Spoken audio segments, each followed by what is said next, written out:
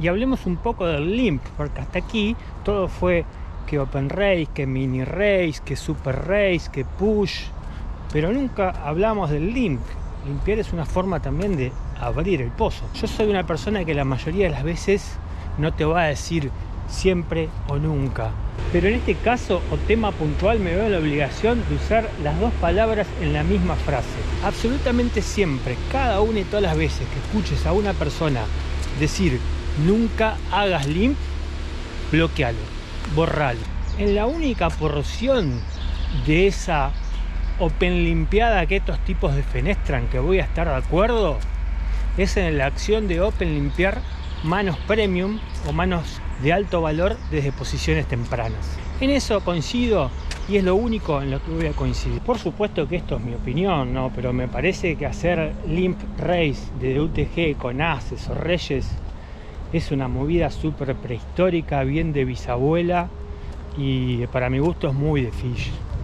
Dios quiera nunca encontrarme en una mano habiendo limpiado ases o reyes, porque son manos que primero y principal juegan muchísimo mejor contra un rango que va a hacer respuesta en nuestro open race. Siempre van a tener un EV más positivo si abrimos y nos pagan, o si abrimos y nos tribetean y podemos forbetear, o decidimos hacer simplemente cola al tribet y jugar un pozo con un SPR mucho más pequeño con nuestra mano de valor, que hacer limp y permitir que un montón de gente vea el flop gratis, o que nos raicen y tenga que hacer un tribet que vos decís muy bandera. Ahora, una cosa es el open limp race y otra cosa es el over limp race. Son parecidas las palabras, pero no tiene nada que ver una cosa con la otra. Si de pronto nos encontramos de UTG más 1 o MP con uno o más limpers, que puede incluir desde un fish inspector general de flops hasta una persona de esas que nosotros no queremos ser, que ya le hemos visto limpiar manos premium y que sabemos que es super neat y que si hizo open limp de UTG hay un olor a trampa terrible. Y nosotros acá con nuestro hermoso par de ases o par de reyes, y miramos a la izquierda y ¿qué tenemos? Dos brasileros super vingueros, un rumano que está drogado y un short stack con 5 ciegas. Instant overlimp, instant.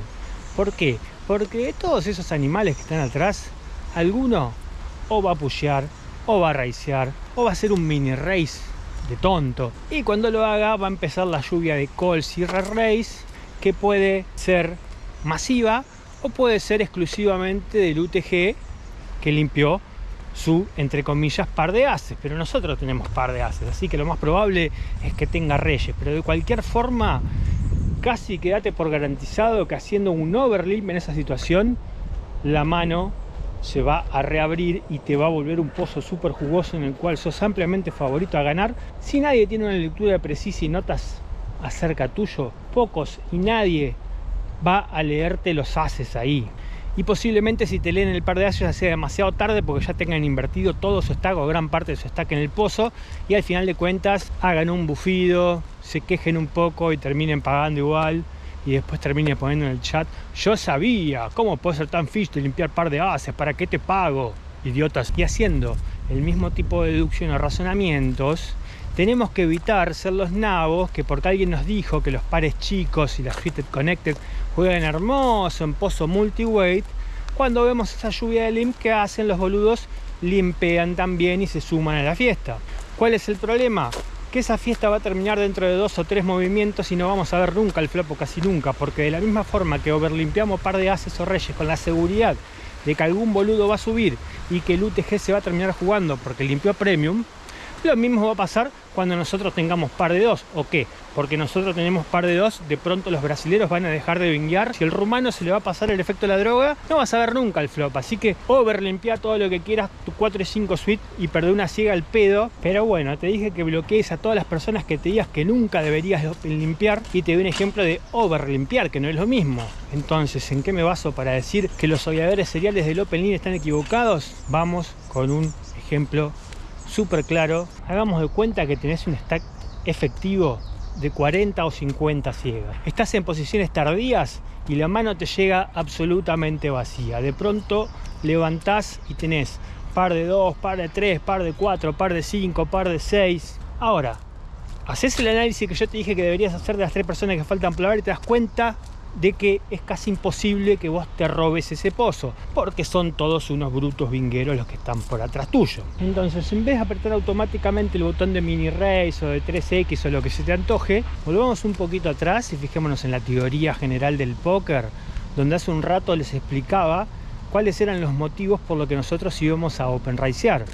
Y los motivos fundamentales, aparte de intentar robarnos el pozo, eran dos: achicar los rangos del rival y achicar la cantidad de rivales con los que íbamos a ver el flop. Entonces, en vez de hacer un mini race o un 3X race, lo que se te cante de manera automática con nuestro par de mierda desde cutoff, nos detenemos un segundo a pensar cuántas veces de cada 100 nos vamos a robar el pozo. ¿Cuántas veces nos van a pagar aunque sea? La respuesta es casi 100. ¿Queremos con par de 2, par de 3, par de 4 pagar un tribet 5 ciegas adicionales cuando tenemos 40 atrás? No queremos ni podemos, porque sería un error matemático gravísimo. ¿Queremos abrir 3X o abrir 2X que nos paguen y jugar un pozo con 5, 6, 7 ciegas con un SPR de 5, 6 o 7 con nuestro par de 2? Entonces, nuestra mano no soporta matemáticamente hablando un tribet, el cual es súper probable que venga. ¿Qué hacemos? ¿Foldeamos? Y mira, si no te gusta la acción, si vos jugás a no perder más a que ganar, si no te gustan los problemas y si te gusta respetar a tus rivales, foldea tu par de 2, 3, 4, 5, 6 y esperá la mano que sigue y que entre los 3 brasileños de la izquierda se maten como quieran en la guerra de ciegas. Ahora, si sos del club atlético de los que nos gusta jugar a ganar, de los que nos gusta extender la mano, imagínate la cara del brasilero cuando un fish lo manda al rail después de haber open limpiado par de 4 desde el bottom. Y este es un momento ideal para limpiar, porque si raceamos no cumplimos con ninguna de las funciones, de los motivos o de las razones para open racear. No le vamos a robar el pozo nunca.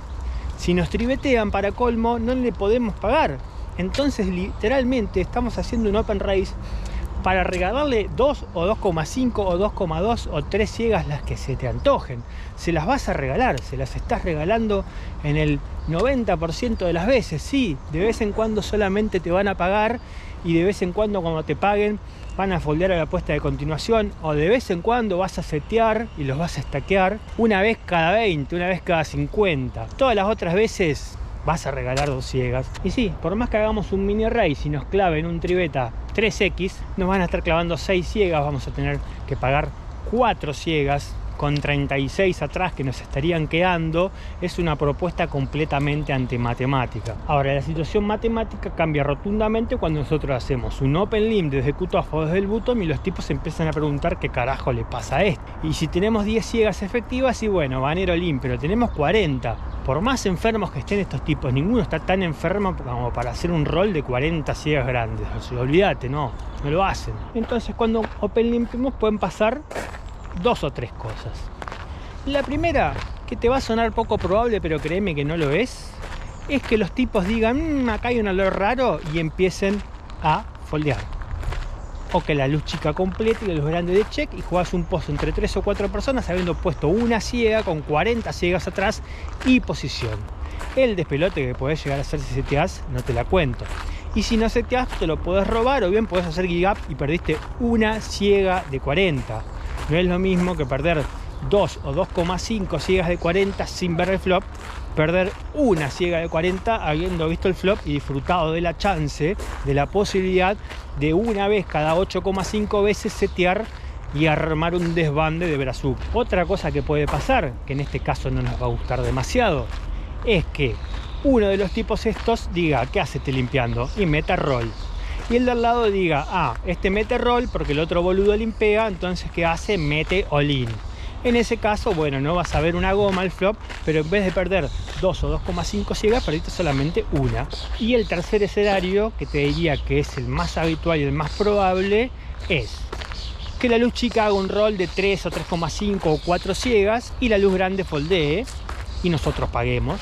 O que la luz chica complete y la luz grande haga un roll de 3,5, 4,5 ciegas. Entonces, en ese caso, si el tipo hace un roll de 4 ciegas, cuando la mano vuelve a nosotros tenemos que pagar 3 ciegas con 39 atrás. Ya estamos hablando de 1 cada 13. Y ya estamos hablando de una proposición que, si bien es bastante vinguera y border, no está fuera de las matemáticas.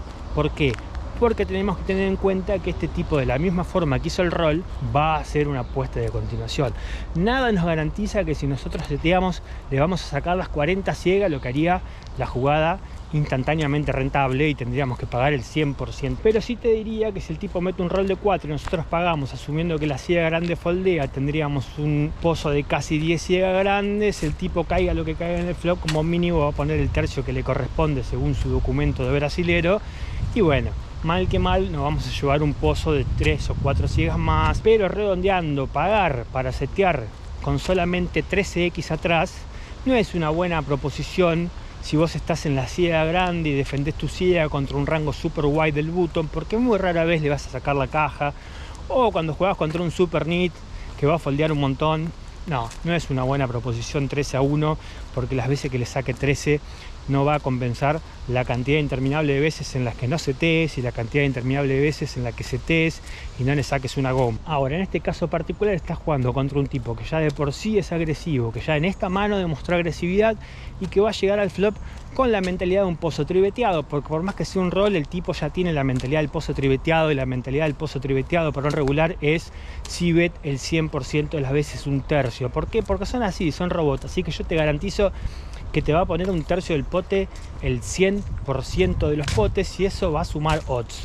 Y muchas veces cuando setees lo vas a pelar, porque el tipo se va a cansar de tirar triple barrera en bluff, y cualquier tipo de par que conecte, o de overpair que conserve, o de combo draw que pueda llegar a tener, se va a stackear y se va a stackear. Entonces nunca digas nunca, o de última decirle nunca más a los que te dicen que limpiar está completamente mal. Y como el ejemplo que te di, puedes encontrar un montón más donde open limpiar contra jugadores agresivos puede ser súper rentable. Lo único que tenés que tratar de hacer es evitar las situaciones en donde open limpiar te ponga muy bandera.